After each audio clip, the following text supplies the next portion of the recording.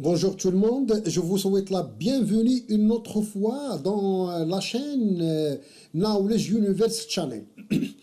Alors aujourd'hui, la vidéo aussi c'est dans le cadre bien évidemment comme la dernière fois, le cadre général c'est la programmation informatique ou bien le développement informatique et toujours avec la notion API. Dans la dernière vidéo, j'ai expliqué c'est quoi API. Tout simplement, d'abord, c'est l'abréviation de Application Program Interface en anglais.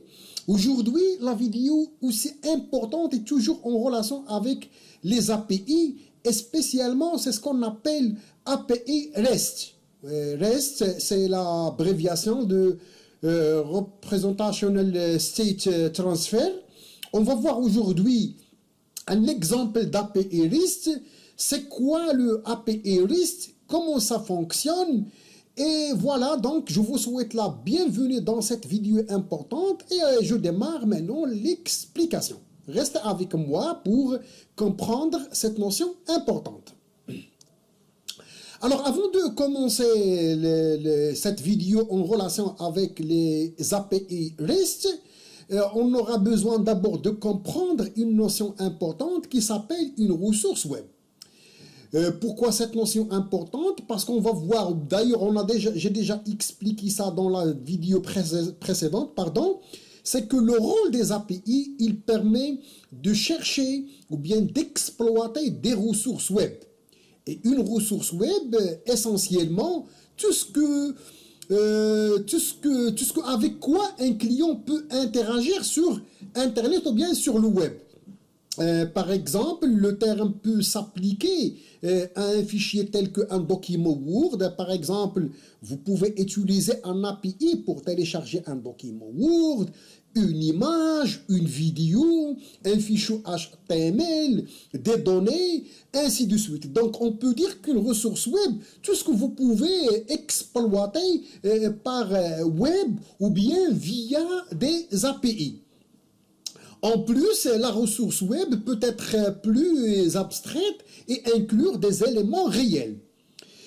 Une ressource web également peut être un service. Donc parfois, via des API, généralement, on demande un service web.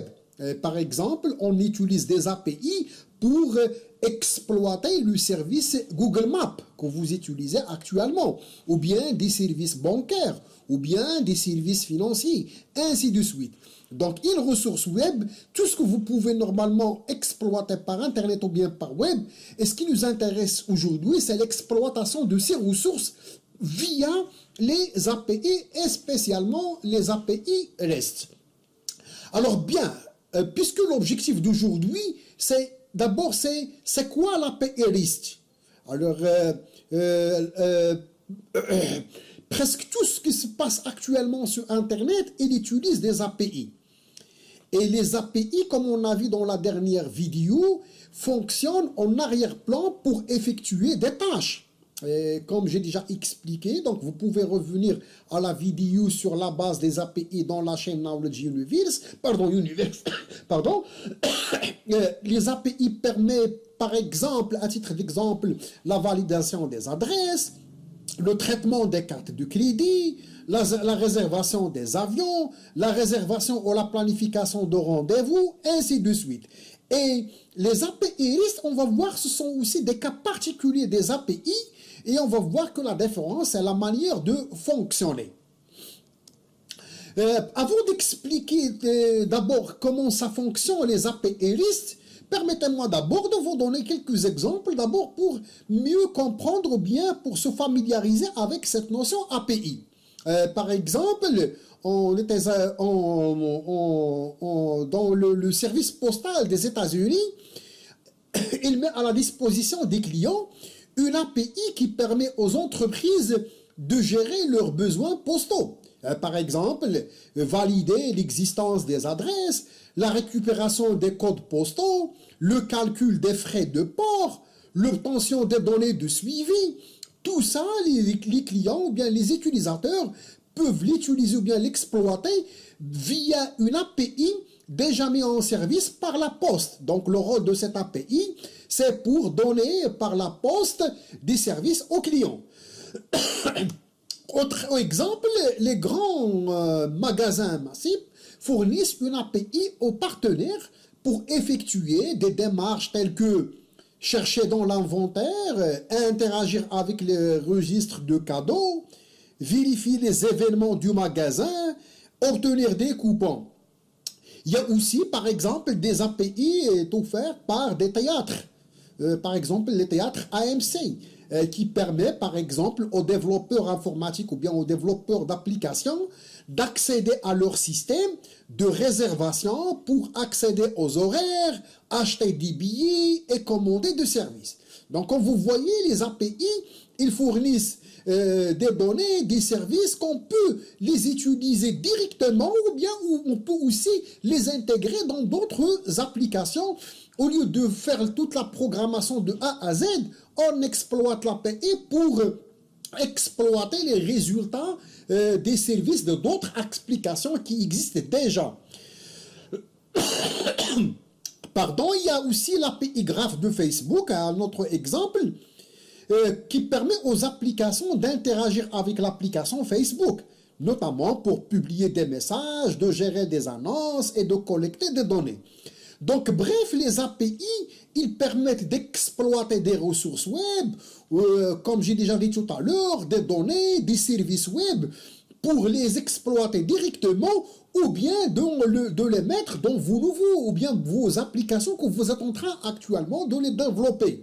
Et ce qui permet implicitement de faciliter le développement et d'exploiter des ressources qui existent déjà. Bien, alors revenons maintenant à notre objectif d'aujourd'hui, c'est l'API REST. Comme j'ai déjà expliqué tout à l'heure, l'abréviation REST, ça signifie representational, le RE, representational, S c'est state, et T c'est transfer. Et bien évidemment, le API, c'est Application Programme Interface. Donc, c'est un style architectural, c'est une manière pour créer des API qui permet aux logiciels de communiquer entre eux. Communiquer, comme j'ai déjà dit tout à l'heure, pour exploiter les données d'un autre logiciel, exploiter un service web donné par un autre logiciel, que ce soit sur un réseau informatique, comme par exemple Internet, ou bien parfois dans le même appareil. Donc un programme dans votre téléphone mobile peut exploiter un autre programme qui existe aussi dans votre téléphone, mais via l'utilisation, par exemple, d'un API REST. Alors ici, je vous donne un exemple simple. Par exemple, ici, ça c'est vous. Donc les cercles ici, c'est par exemple, c'est votre PC avec un navigateur Internet, ou bien votre téléphone iPhone, ou bien votre ordinateur Macintosh, ou bien votre téléphone de type Android. Et ici, c'est une entreprise, ou bien un service, ou bien une organisation. Cette organisation, il permet par exemple de vous donner accès à leur base de données ou bien à leurs services, des images, des services ou bien n'importe quoi. Alors, vous demandez ce que vous voulez. Par exemple, je veux la liste des vols, je veux ajouter un vol, je veux supprimer un vol, je veux réserver un ticket, par exemple, commander ou bien réserver ou bien n'importe quel service que vous voulez.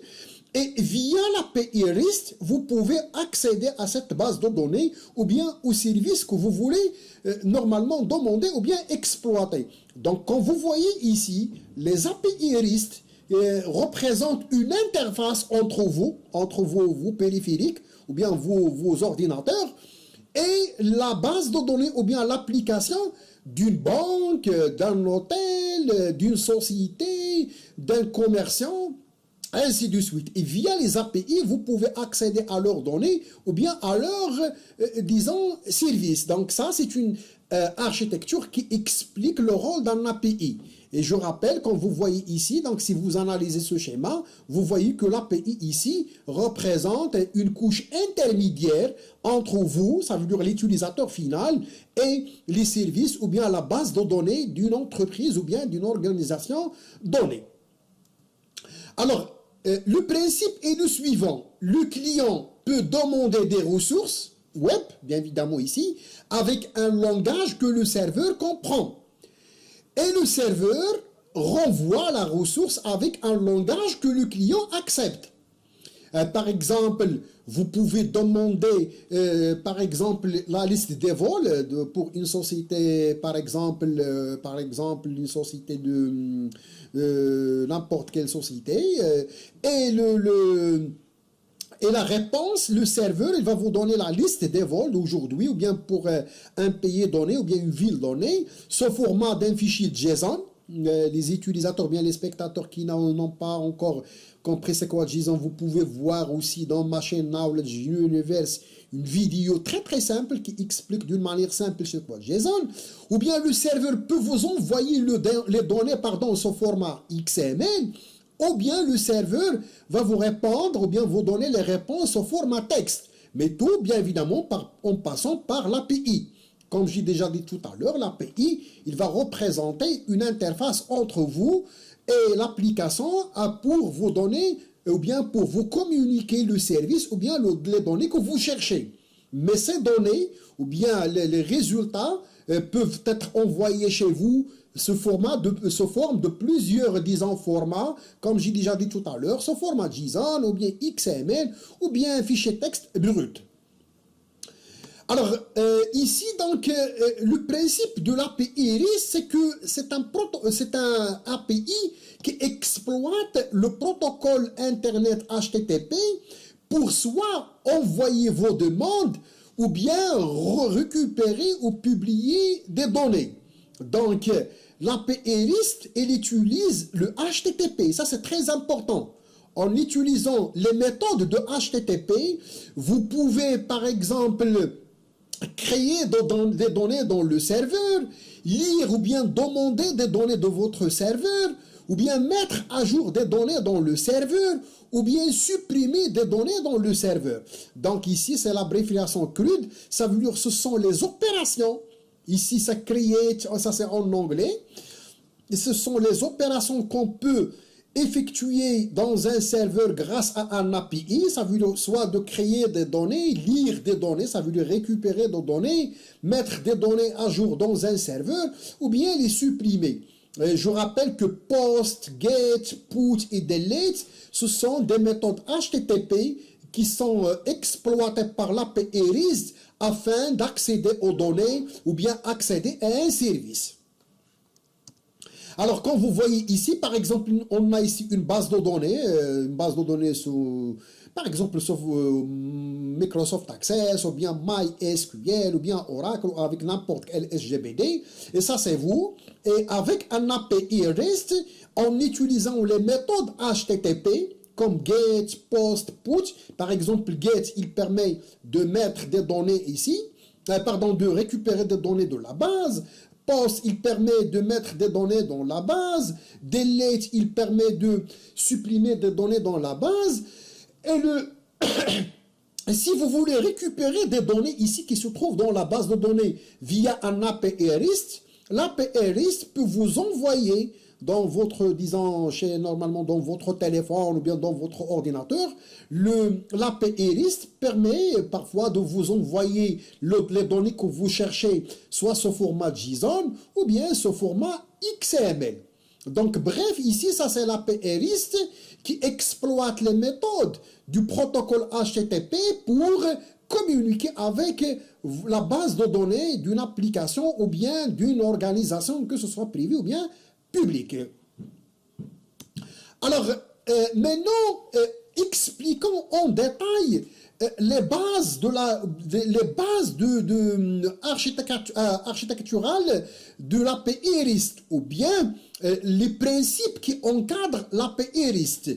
L'API REST, d'abord, c'est un API qui est basé sur un ensemble de principes. Et si vous êtes un développeur informatique et vous voulez programmer votre API et vous voulez le programmer avec l'architecture REST, il faut que vous respectez ou bien suivre des principes directeurs. Donc REST, tout simplement, ou bien REST est un ensemble de principes directeurs auxquels un développeur doit adhérer avant de pouvoir considéré son API comme RESTful. Et on va voir maintenant c'est quoi ces principes. Les principes ne disent rien sur la façon de mettre en œuvre votre API REST. Alors maintenant le premier principe, l'API REST, il est basé sur une architecture client-serveur. Et ça c'est le principe numéro 1.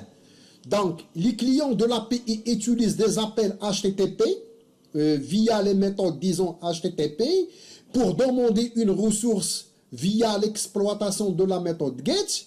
Le serveur va vous envoyer ce que vous cherchez comme données avec la méthode... pardon.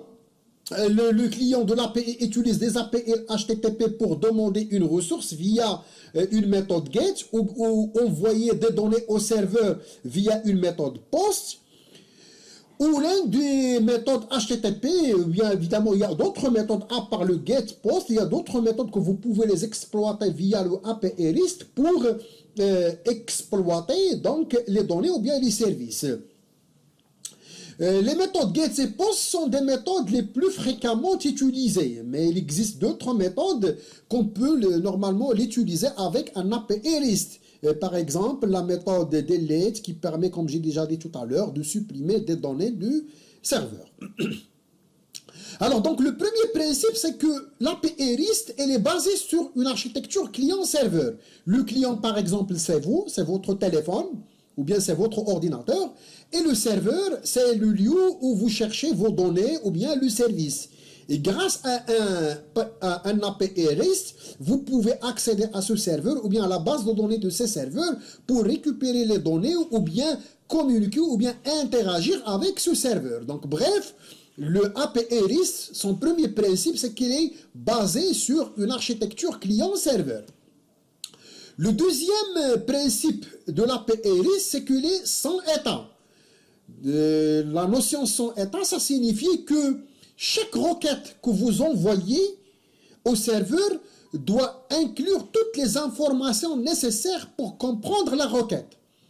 Autrement dit, une application sans état ne maintient pas de connexion ni ne stocke des informations entre deux requêtes du même client. Chaque requête ou bien chaque demande, elle est indépendante de l'autre. Par exemple, quand vous demandez, par exemple, la liste de, je ne sais pas, des vols dans une première requête pour aujourd'hui, le serveur il va vous envoyer ce format XML ou bien JSON cette liste.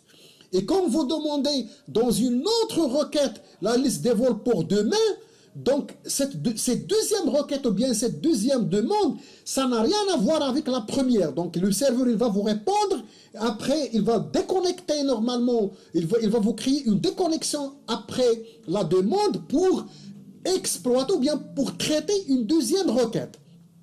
Donc un client fait une requête, l'API exécute l'action définie dans la requête et répond.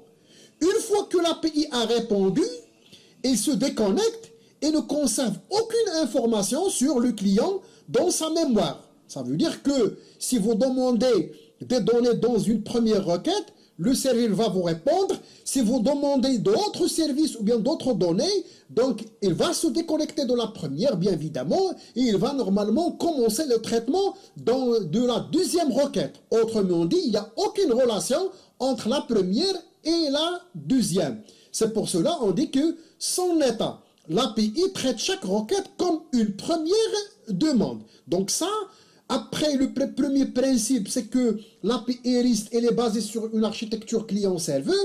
Le deuxième principe, c'est qu'elle est sans état.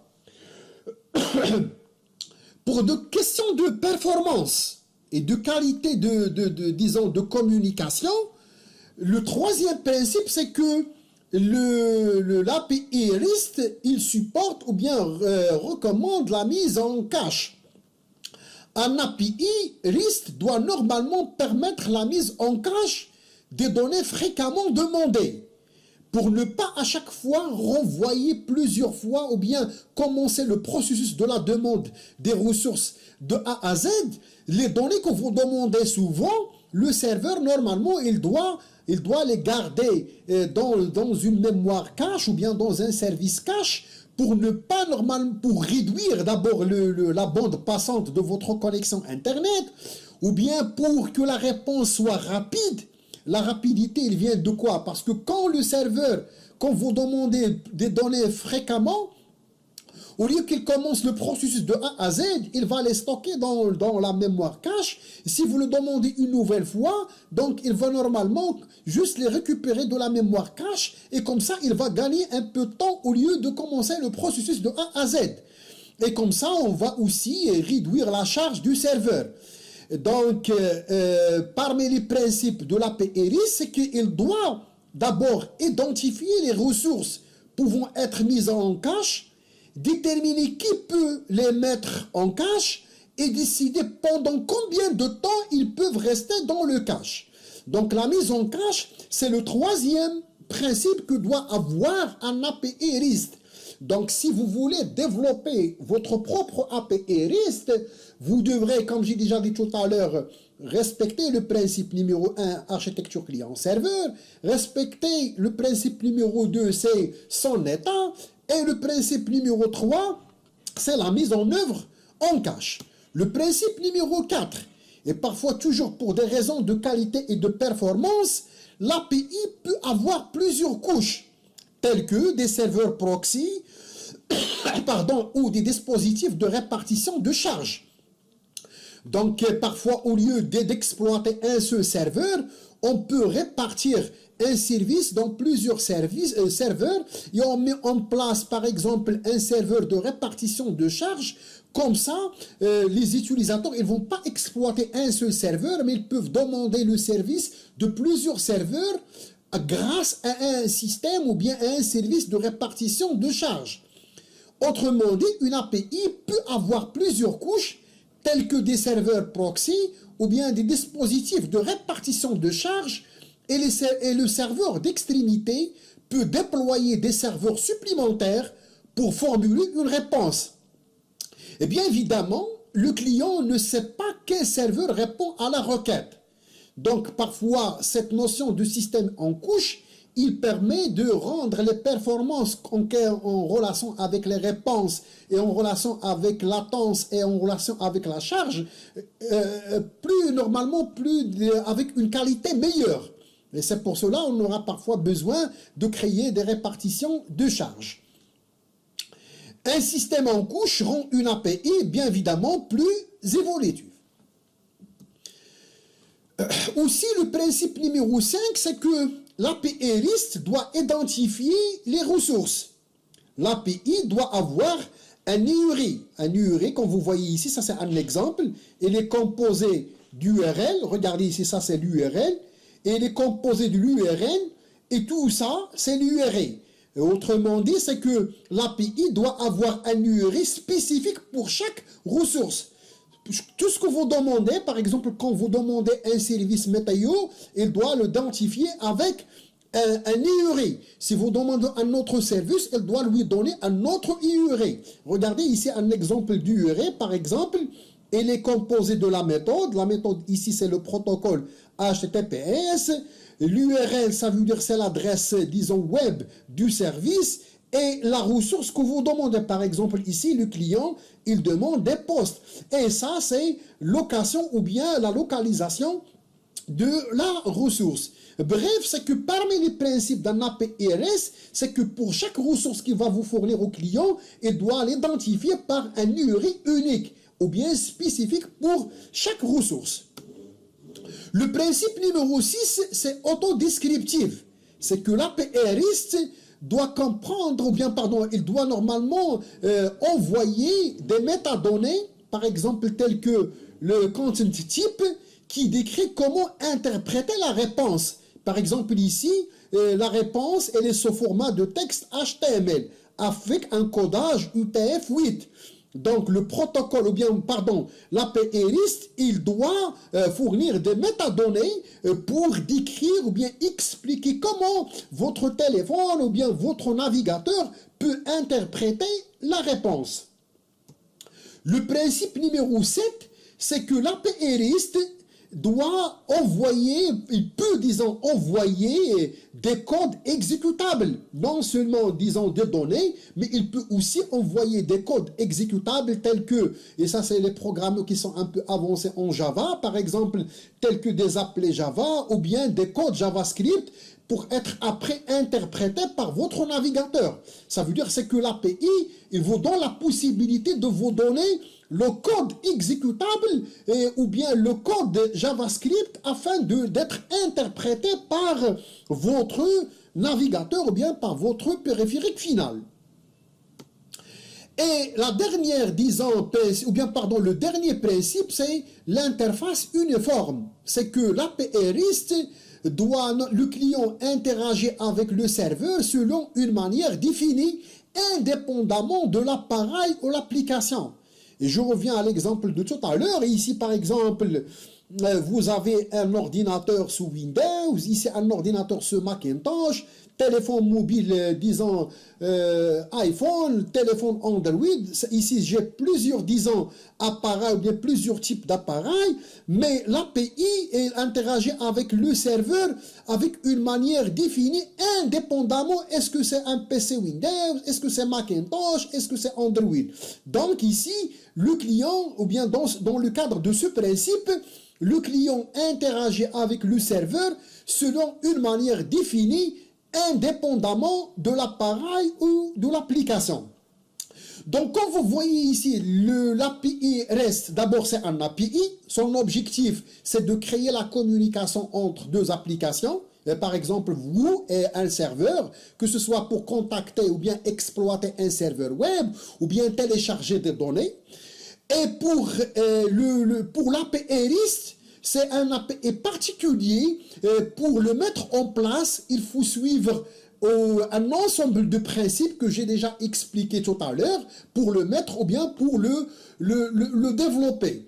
Et il faut aussi normalement comprendre que les API REST actuellement, ils sont trop utilisés par pas mal d'applications ou bien pas mal de services sur Internet, d'où l'intérêt de cette vidéo pour vous expliquer le rôle de cette solution informatique. Merci de votre attention. N'oubliez pas, bien évidemment, comme chaque fois, de laisser vos commentaires, bien évidemment, de cliquer sur j'aime et d'abonner, bien évidemment, la chaîne. Merci et à bientôt.